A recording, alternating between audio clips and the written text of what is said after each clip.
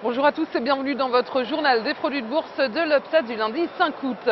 Et Paris a terminé la semaine sur une note stable en légère hausse de 0,07% à 4045 points. L'indice parisien a ouvert sur son plus haut de l'année pour faiblir ensuite avec la sortie des chiffres de l'emploi américain, des chiffres contrastés. Et le CAC 40 a peu réagi aux autres indicateurs américains. Le bilan hebdomadaire reste lui positif. La bourse de Paris boucle une 6e semaine de hausse. C'est la seule statistique parue en zone euro. C'est le recul en juillet pour le 5e mois d'affilée du nombre de personnes inscrites au chômage en Espagne. Et le chiffre reste tout de même élevé à plus de 4 millions de chômeurs.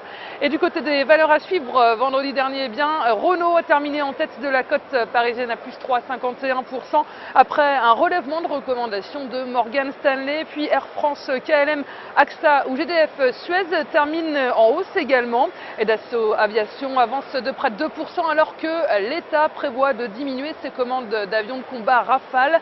Et du côté des États-Unis, Wall Street a terminé la semaine sur une note contrastée. La place new-yorkaise a fait une pause après une semaine marquée par une série de bonnes nouvelles économiques et de nouveaux records en clôture hier.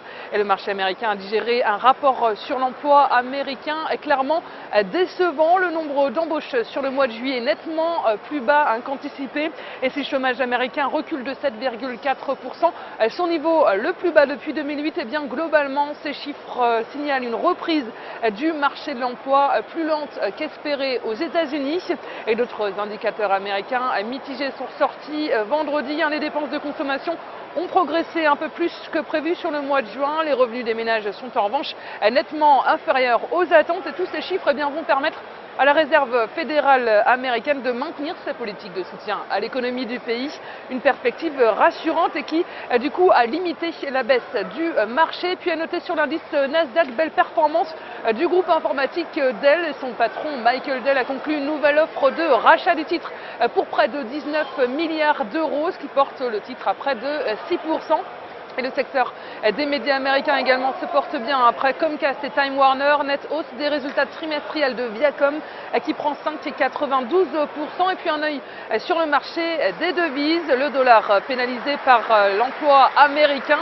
Le billet vert faiblit face à l'euro qui s'échange à 1,3284 $. Et la valeur du jour, c'est aujourd'hui le leader mondial de l'énergie GDF Suez.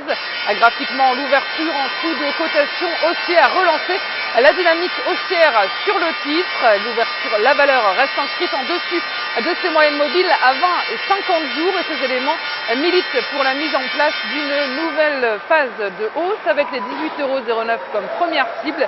Le dépassement de ce niveau amènera le titre sur le 19,46 € avec une invalidation en dessous de 15,77 €.